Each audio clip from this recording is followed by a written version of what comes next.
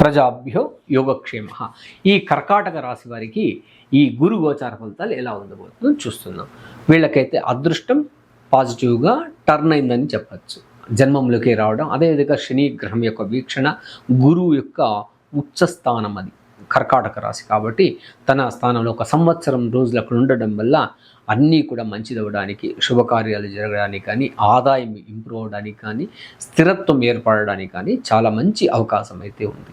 అందుకని ఇది ఒక మంచి గోల్డెన్ టైం అని చెప్పచ్చు. అదేవిధంగా కూడా ద్వితీయంలో కేతు ఉండడం డిసెంబర్ వరకు కూడా కాస్త అంత ఇదేమి అనుకూలం లేదనమాట.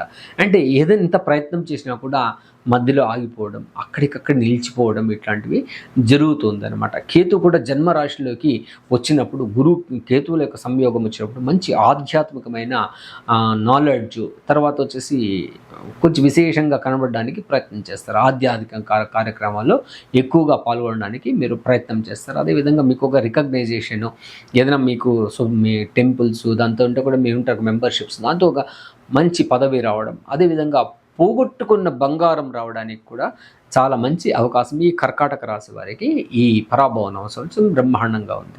మీరు కూడా ప్రయత్నం చేసి ఏదైనా మీకు అంతా కూడా మంచిగా అనిపిస్తే ఒక లైక్ చేసి సబ్స్క్రైబ్ చేయడం మాకు అంత ప్రోత్సాహాన్ని ఇస్తుందని తెలియజేస్తూ సర్వే జన సుఖినో భవంతు, సన్మంగళాని.